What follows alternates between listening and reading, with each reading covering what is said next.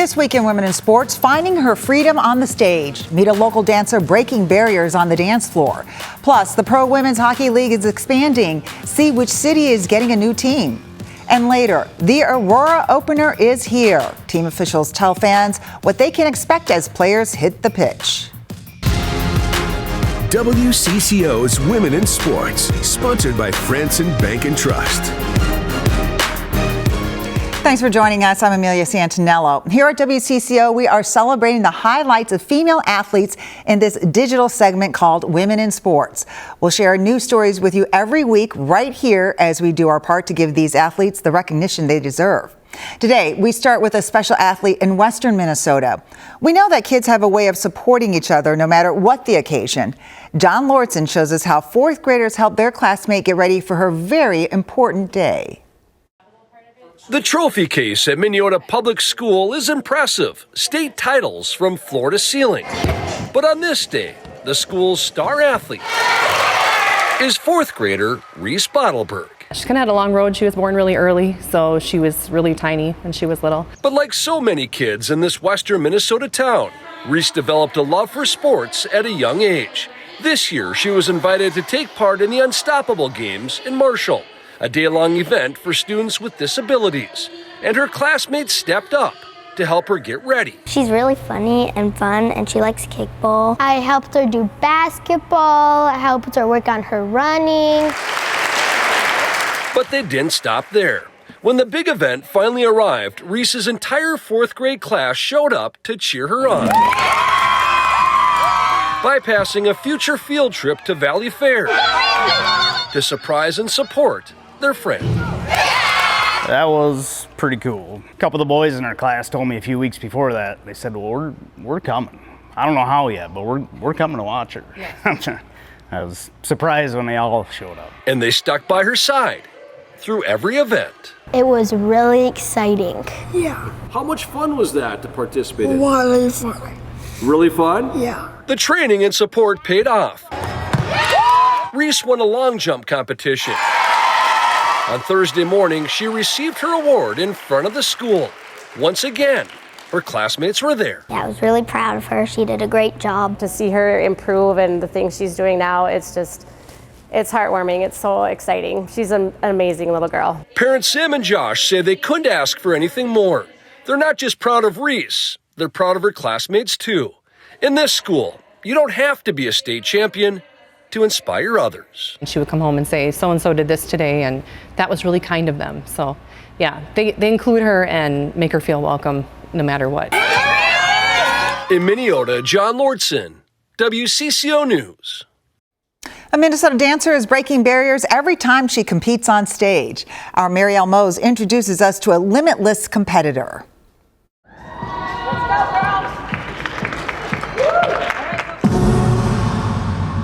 The stage is a special place for Kylie Cavedo.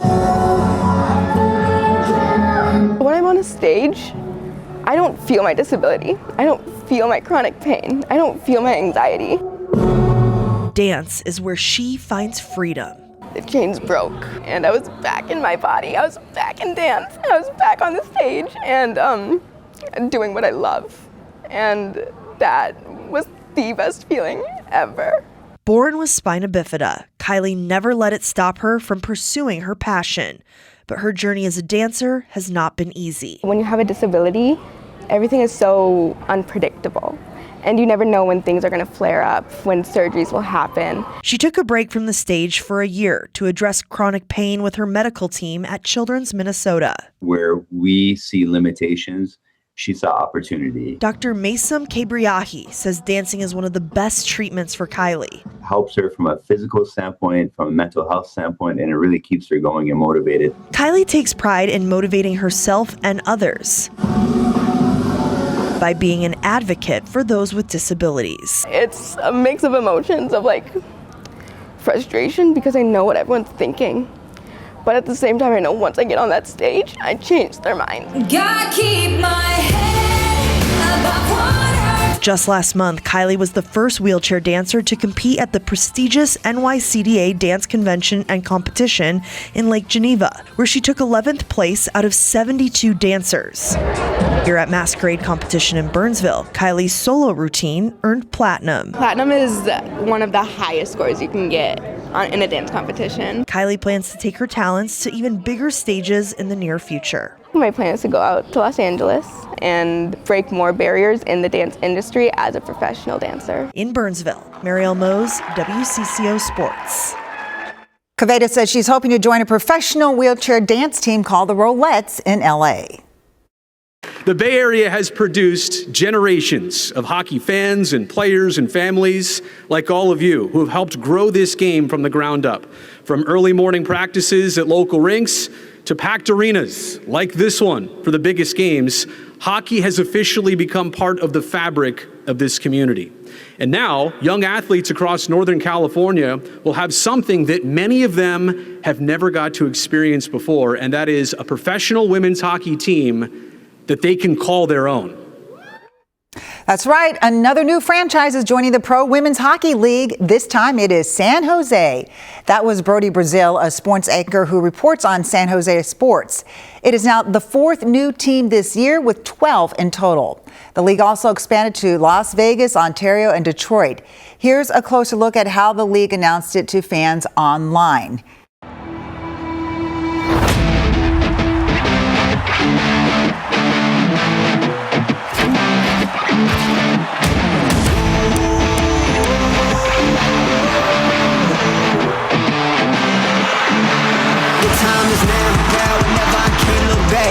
Forever the record is stacked. It's like the Letterman team on my back. The time is now or never. I'm making it count. Counting the times they counting me out. Straight out the mud, I'm making it out. I gotta get it. The time is now. The time is now or never. I can't look back. It's mine forever. The record is stacked. It's like the Letterman team on my back. The time is now or never. I'm making it count. Counting the times they counting me out. Straight out the mud, I'm making it out. I gotta get it, the time is now.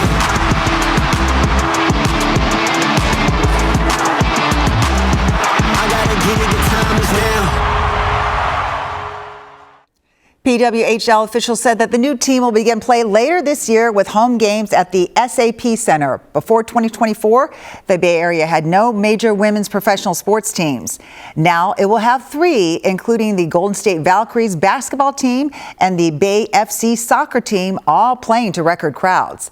The schedule has not been announced, but the franchise said that fans can start placing deposits for season tickets. And now to another big moment for a sports icon, proving that it is never too late. Tennis star Billie Jean King recently graduated from college at 82 years young. King enrolled at Cal State LA back in 1961, but left before completing her degree to pursue tennis. She would transform professional sports and expand opportunities for women as well. King won 39 Grand Slam titles and was ranked #1 in the world at one point. Now, more than 60 years after leaving school, she's received her Bachelor of Arts in History. Congratulations to Billie. It is early in the season and the Lynx are working hard to find their groove. A new look team can be a common cliche in sports, but the Lynx really are the definition. With Nafisa Collier out, all but two regular contributors from a season ago are different this year. This last week, they hosted Chicago, who lost their best scorer to injury in the first half, but it was still an uphill climb. Kayla McBride cut the early deficit to 2. She totaled 20 points by the end of the match. The Sky went on a run soon after, though. Former Lynx and Minnesota Gopher Rachel Banham drained a deep 3, widening the gap. Minnesota worked hard and got it to within 4 points late in the game. Unfortunately, the Sky returned with another 3-point dagger and took it all. The Lynx lose 86-79. Although they lost, the team officials say that they're encouraged by their first-round pick, Olivia Miles. She was picked #2 overall, and she has been game ready from the start. Head coach Cheryl Reeve says she does think that scouting reports will force her to evolve her individual game, but she remains confident in her ability to adapt. And for Liv, the hard part's coming. The hard part's coming, and so when there starts to be adjustments and different things, because the more success you have, obviously, the more competitive we all get, saying, don't let this happen. And so what happens when you see team for a second time, third time? That's when we're going to really learn more about her ability to counter. It's the start of another sports season here in Minnesota. We are talking about the Aurora FC soccer team. They played their first game Wednesday night at TCO Stadium in Eagan against Rochester. Earlier this week, our WCCO morning team spoke with team president Sarah Hassoun on what fans can expect this season. Take a look.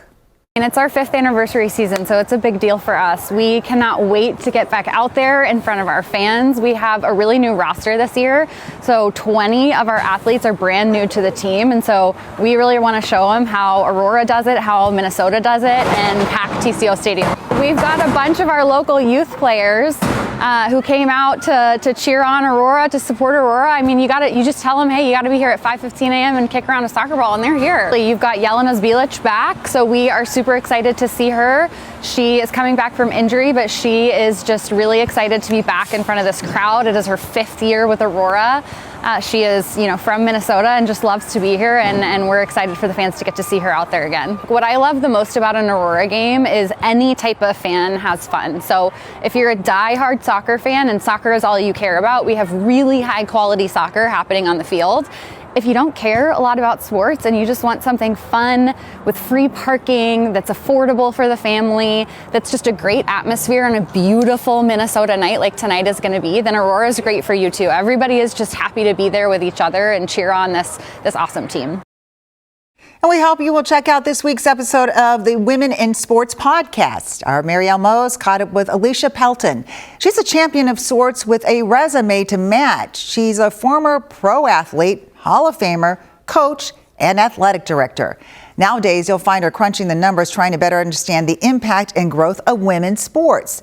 She says that now is the time to invest in these teams.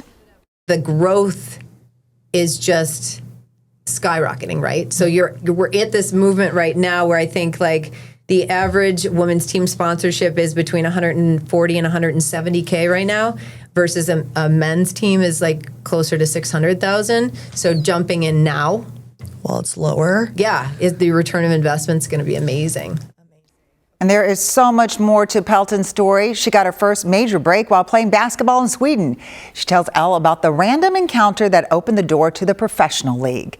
Catch that conversation on this week's episode of Women in Sports. You will find it wherever you get your podcasts. Thanks for watching this week's Women in Sports. I'm Amelia Santaniello, and we'll be back with more great stories next week.